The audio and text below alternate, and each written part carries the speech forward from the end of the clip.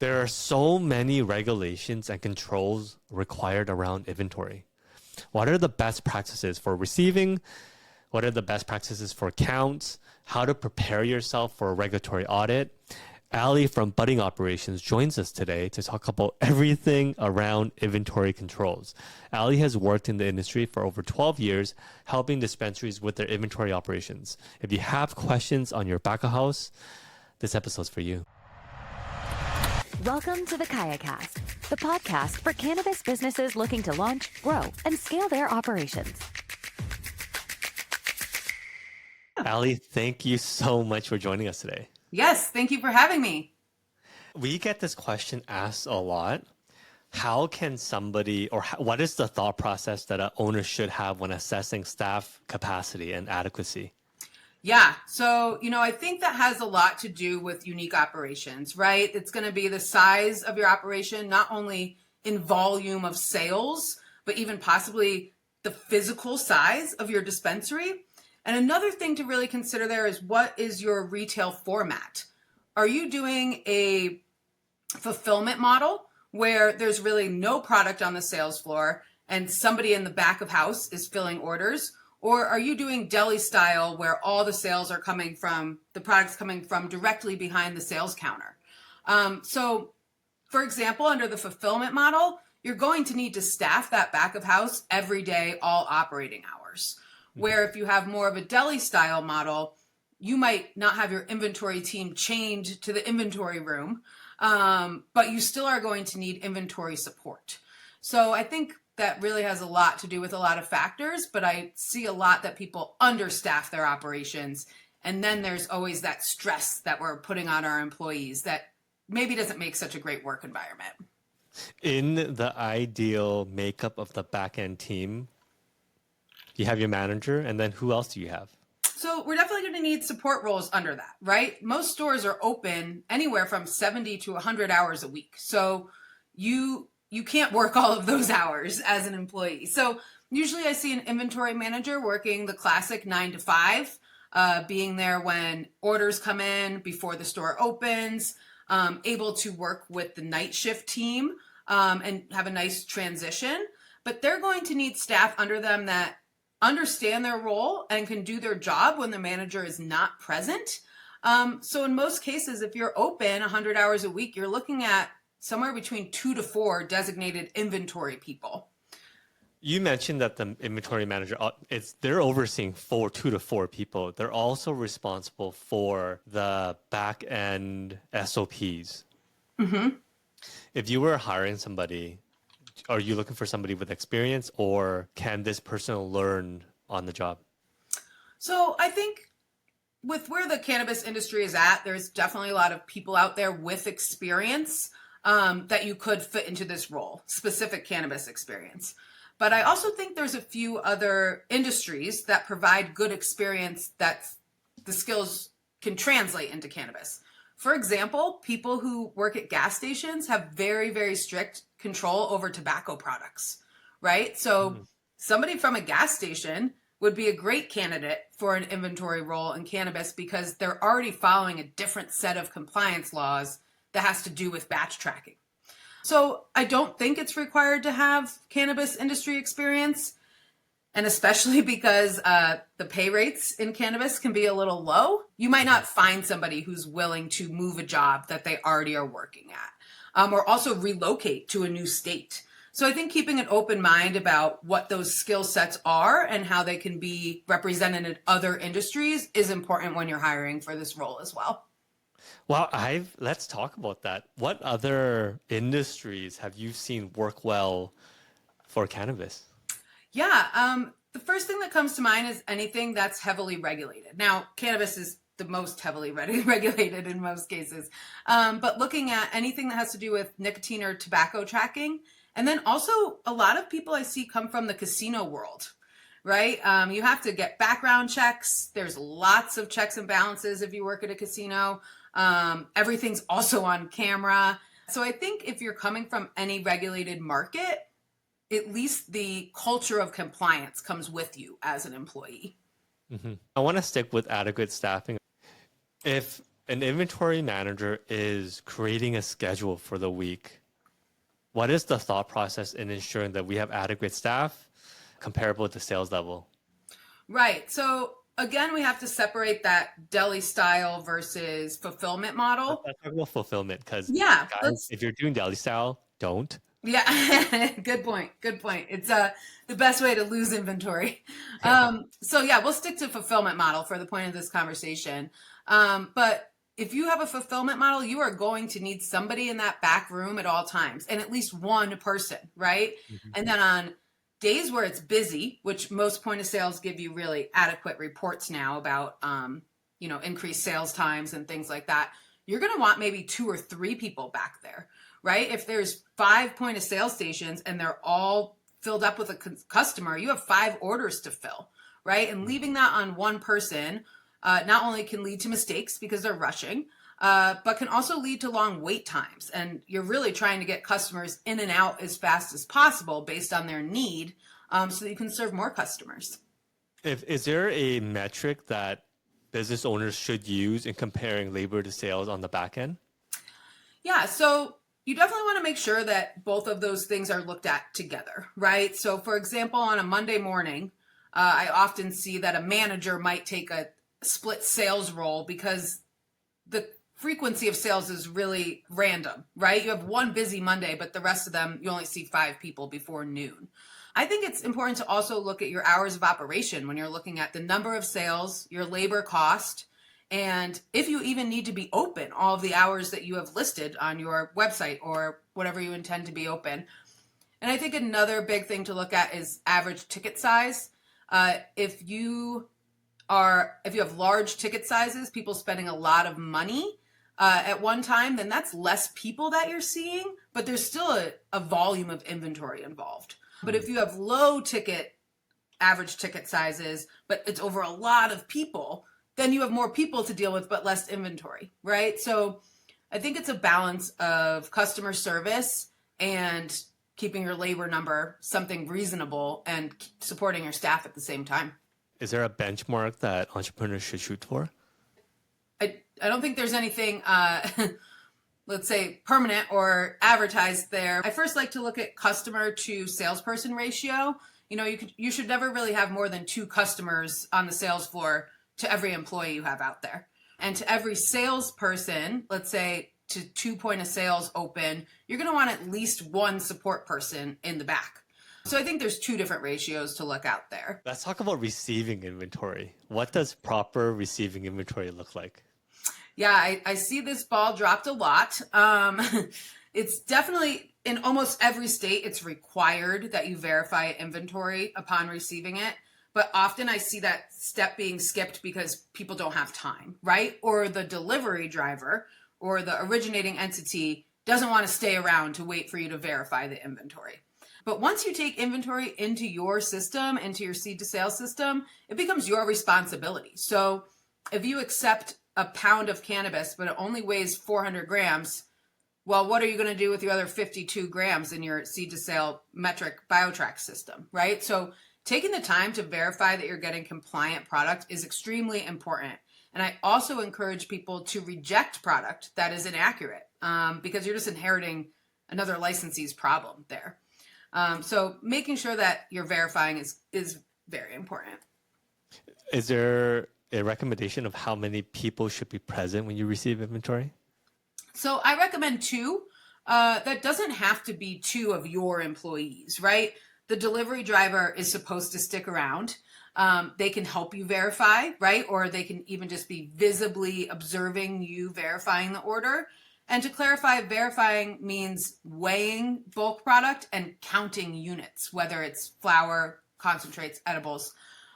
So I say a minimum of 2. But if you're getting a massive order, in order to save time, and most of the time when orders are coming, I would pull in at least a 3rd person to speed up that verification process. It could take a long time to count individual units. Is there any best practices on controlling theft? When does theft usually happen? So I think theft usually happens, and I'm not saying that employees are stealing things, but usually happens if the sales floor has too much inventory available on it, right? You have displays that are out on the table and you turn your back for 2 seconds and a customer puts it in their purse, right? But I do think there's some other areas where theft can happen, especially if you don't have a pre-planned procedure for inventory control, right? What happens when you receive an order, it's verified, but you don't have time to process it in your point of sale yet? Where does it go? Does it go into the vault where limited employees have access? Is it just sitting out on the counter with an open box and your employee knows you already counted it? So putting one pre-roll in their pocket doesn't seem that crazy. I would say usually theft when it comes to the employee side are errors, right? I like to think the best of people, that people are not putting those things in their pocket. But I do think it usually comes from either counting errors or sales errors, handing somebody the wrong thing, handing them 2 pre-rolls instead of 1.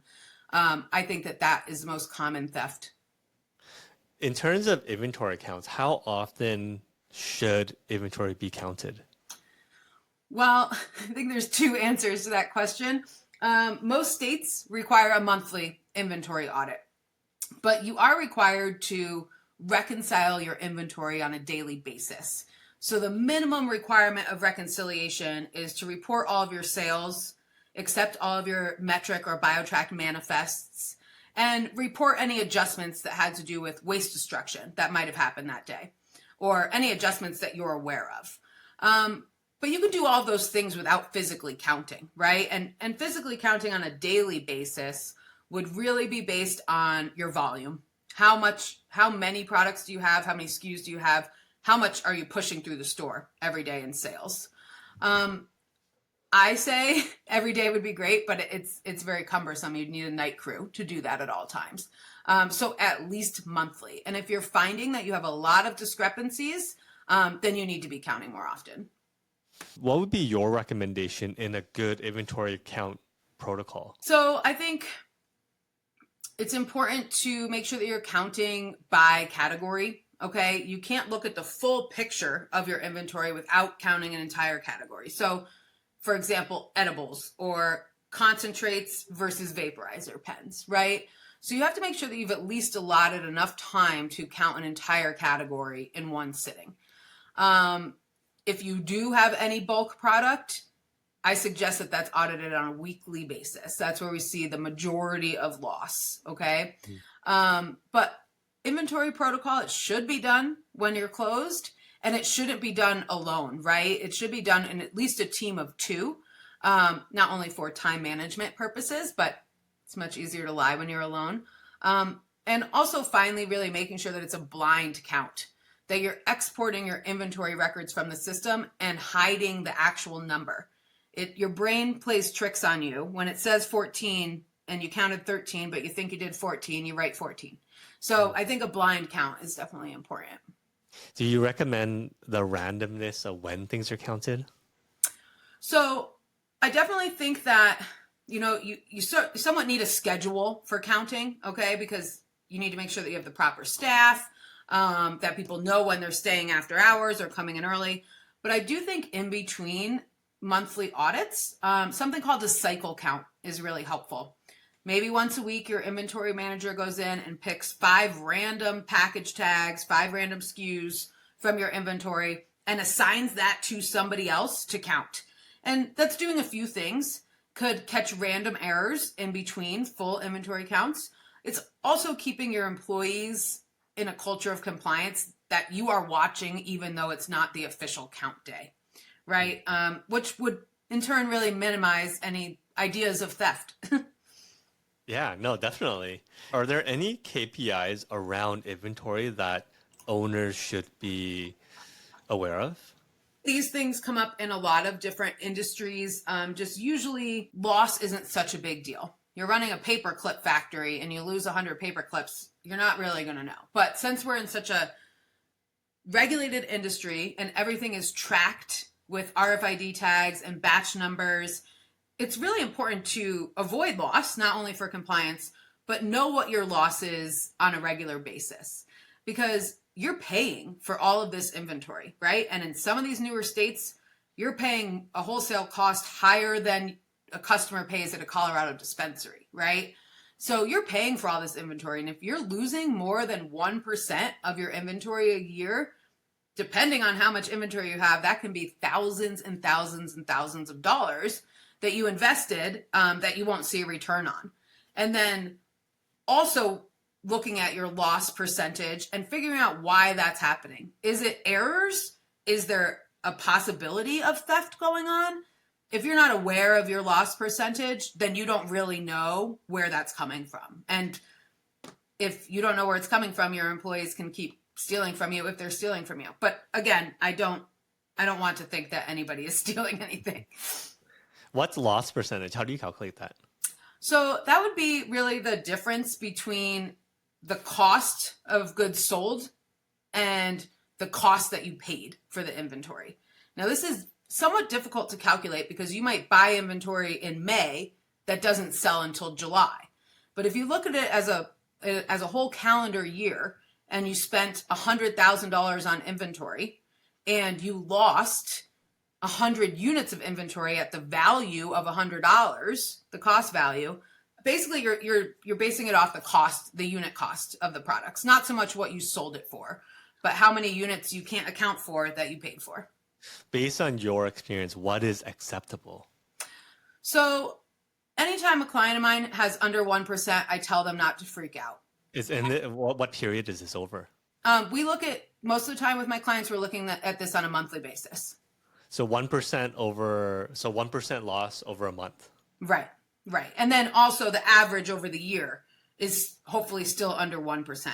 Yeah. It's not great. You still see that number of, oh my gosh, that's $1,000 worth of product this month that went out the door, depending on your sales volume.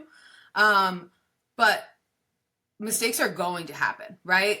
The way to minimize the mistakes is to do the fulfillment model. So there's a limited number of people who have access to the inventory. If you have all of your inventory out on the sales floor, anybody could have made that mistake, right? And you're really never going to find out who unless you watch security footage all day, which is not going to happen, right? Mm-hmm. So I tell people not to freak out under 1%. But there are some states that have actual set limits of percentage that you can lose without it being considered a significant discrepancy. New York, for example, sets that based on the volume of inventory you have in your store. The more volume you have, the larger percentage loss you can have without having to report that as loss. But again, compliance aside, if I'm running a business, I want my loss to be minimal. And I might even incentivize people to keep that number as low as possible, right?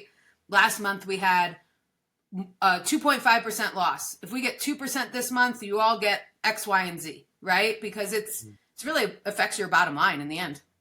What would your thought process be when in diagnosing where losses are coming from?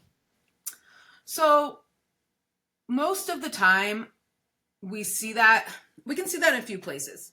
Usually we see that when it comes to displays, right? Somebody's put out a quarter of flour for a display, and at the end, at inventory counts, people forget to count the display, right? Or at the end, somebody sells that out as a penny to the employee because they can't sell it to a consumer anymore, right? So some of those losses are planned for, like displays. Otherwise, I usually see them as errors filling bags, okay? Somebody orders a pre-roll and a chillum and a 100 milligram edible, and they put 2 pre-rolls in the bag instead of 1. So I remember back at my last dispensary job, we had to verify every order at the point of sale. You put everything in a basket, you read the receipt back to the consumer and put it in the bag at the same time. And I have to tell you, it took, 10 extra seconds, and we had far less errors just from doing that, right?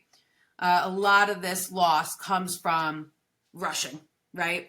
There's more customers. I have to get to them. I have a task I'm supposed to do. My boss is calling me to their office.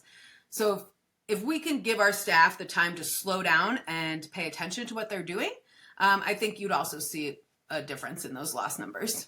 Yeah, and I would imagine you can also run into discrepancies.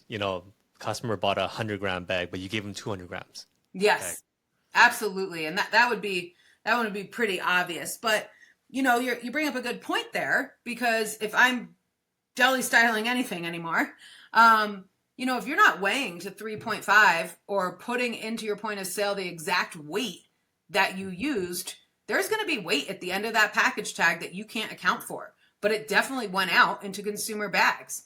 This could even happen when you're pre-packaging product at a grow to go to a retail store, or if you're pre-packaging in your fulfillment area, making sure that you're really exact with that over the life of a pound, that can add up to numerous grams that you don't know how to account for at the end. I want to go back to inventory counts, and I know that regulations, you should count everything once a month.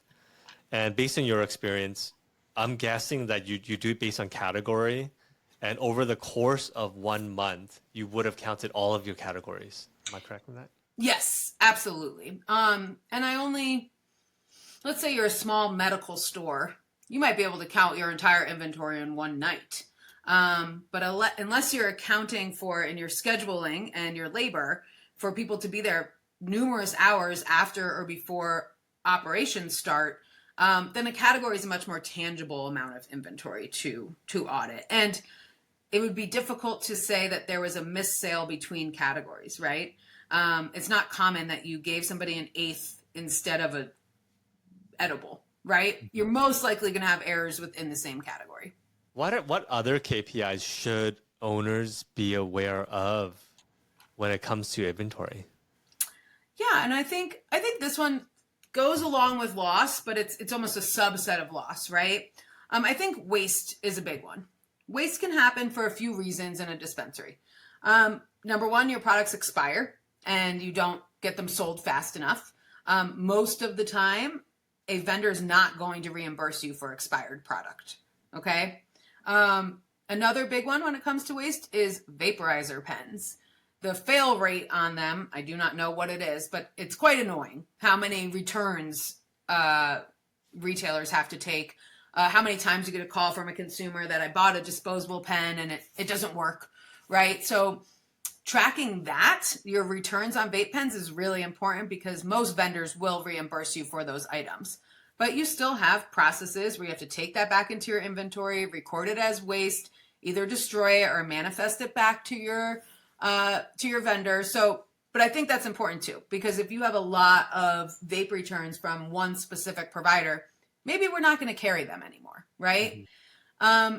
And the next biggest form of waste that I see in a dispensary that I think is really important comes to errors, right? Either dropping bud on the ground, whether you're packaging in the back or the front. Like I mentioned, overweighing something but not recording it as that weight. And I guess I thought of one more in that process. Sometimes too, it just has to do with packaging, poor packaging. I see a lot of drinks explode all the time. Not only is that a mess, but now you have to go to your vendor and see if they'll give you a refund. But if you didn't store them correctly, are they actually going to refund you? I don't know. So knowing how much you're wasting and the value of that inventory, I believe is really important to working with proper vendors, and can be seen differently than loss, because waste we can account for. Loss, we don't know what happened. Mm-hmm. When owners are tracking waste, do you recommend tracking waste based on the categories that you set forth? So you have to track waste by batch or RFID number so that you can report that to your system. But I would also track that by vendor. Okay, maybe not so much on the flower packaging side, but when it comes to mislabeled product, busted packages, vape pens that don't work, exploding drinks, I would definitely track that by vendor as well, because I think it could lead to some supply determinations. Mm-hmm. What is acceptable in your view? For waste? Yeah. So if it has to do with quality control from the vendor, there's, like I mentioned before, there's always going to be errors. Okay. Nobody's perfect. There's nobody out there telling people exactly what to do in the cannabis industry when it comes to compliance. Right. But I don't really think I can give a real reasonable number, but I guess if I was the inventory manager and if I was recording the same vendor on my waste log every week, I would probably go to somebody and say, hey, I don't want to carry these guys anymore. They're creating more work for me than this other comparable company that sells just the same. So I think it's important for not only your inventory team, but your entire upper management team to be very familiar with inventory statistics. I think they can really drive business decisions. Are there any other KPIs that owners and managers should be aware of? Let's see. Let's think about sell-through, for example, right? I purchase product tomorrow, August 1st, or I purchased product this month and I still have it in December. Okay. And I've marked it down. We did a pop-up. We've educated our team and we just can't seem to sell that product. That is a KPI that you don't really want to spend your money on that product, right? There's a carrying cost to inventory at all times. If it's sitting on your shelf, it's costing you money, right? So there is no appropriate turnover. I think that that's a little bit different by category. For example, tinctures, topicals, they sell slower than edibles, concentrates, flour, right? But if you're counting the same number of topicals every week, week after week, you're not selling through that product and you're just paying for it every day, right? And the labor associated with it. So I think looking at sell-through also is a good KPI for owners, managers to determine if they're carrying the right brands. Or even if your employees are trained enough to talk about the brands, it could be that too. Absolutely. Absolutely. And a lot of these vendors these days will provide educational materials, or if your state allows, have them come in and do pop-ups and have deals and things like that, which is all really helpful. But that also goes back to their brand awareness, which isn't really your responsibility as a retail owner. But you do want to work with brands that provide those things for your employees and your customers. What do you expect as an inventory manager on your flowers? What should be the sell-through rate on something that you should hold? Right. So I think, flour is so difficult because there's so many strains, and then there's strains that are renamed as other strains, and maybe it's this strain. So it's hard to, and grows aren't consistent, right? Not every grow perpetually grows the same strain all the time, meaning a customer might come in looking for something that you no longer have at this time. So I think when it comes to flour, you also have to be mindful that it's difficult to determine an expiration date on flour. Here in Colorado, there's a use by date now of 9 months, but that's arbitrary. I don't really know where the MED got that number from.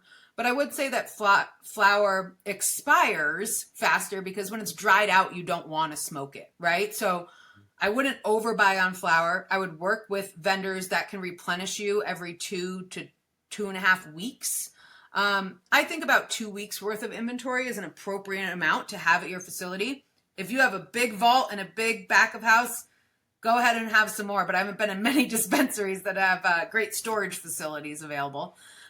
So I think about 2 weeks of inventory is a good mark for flour. But also you're going to need to know what your sell-through rate is to establish a par level and how much you want to order. So I think there's a lot of different numbers that go into that. And also the consistency of the cultivator, right? If your customers love a certain cultivator and they just can't keep up with the orders, that makes it really difficult to order the right amount as well. Mm-hmm. Who should own the training of inventory that you're bringing in? So I think that a good inventory manager would either step into the role where these processes are established or be able to create these processes and feel comfortable training everybody else. I'm a firm believer in cross training. Even if your back of house is never going to make a sale, they have to know what the front of house is up against up there, right? Mm-hmm. And vice versa. Just because you're out there making the sales and you're getting all the big carts and all the glory doesn't mean that you weren't supported by your back of house there, right? Mm-hmm. And also for scheduling purposes, it's great to know that you can move people around if you need to. And I think it builds some camaraderie with the team so that they don't feel like they're on two different islands when really you can't make a sale without the back of house, and back of house has nothing to do if we're not making sales. Yeah. Based on your experience, what does a good training program look like? Who's involved? How often does it happen? There's so many SKUs that retailers have and it changes every week. Yeah. It's a lot of work to keep up with inventory. It is. It really is. And I think the number one thing is revisiting processes and procedures and being flexible enough to change them if you need to, but also leaving them in place long enough to see if they work, right? A lot of times you change something and somebody goes, well, I don't like that. We're not going to do it anymore. It's like, well, we tried for one day.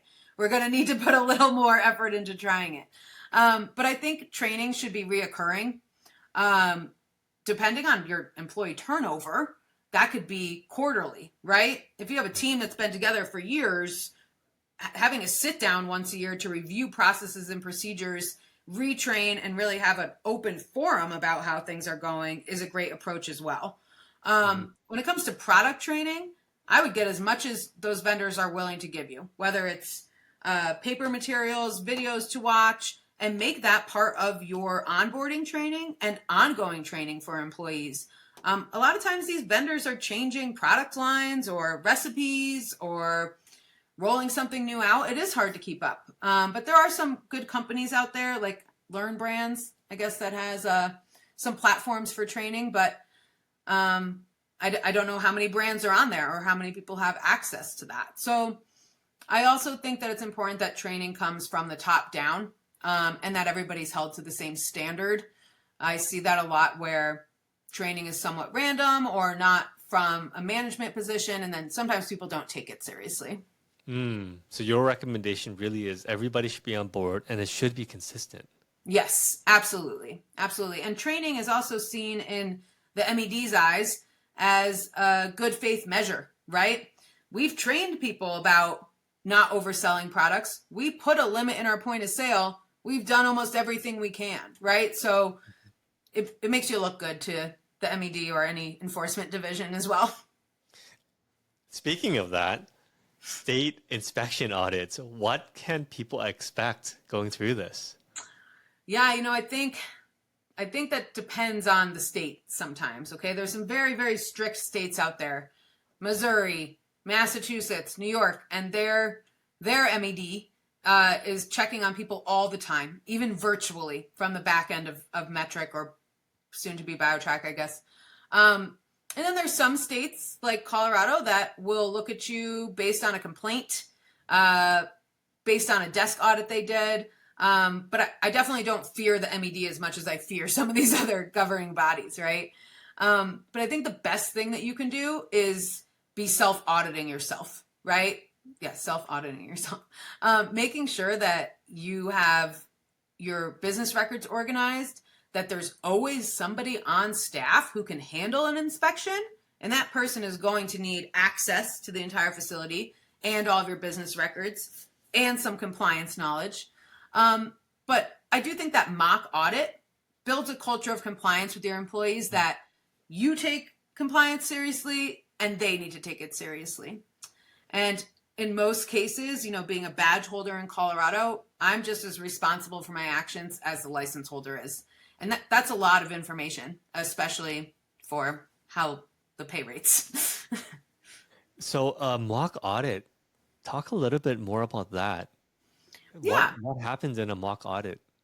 So, you could always pay a compliance specialist to do this for you, but even just making a list of required SOPs, record keeping, daily responsibilities, such as reconciling your inventory, reporting sales, and possibly randomly going around to departments to look for those things, or springing a mock audit on where you're going to walk around as the owner during the day and ask to see the most recent waste log, and ask to see a receipt from a recent customer, or ask to see the employee list in Metric, right?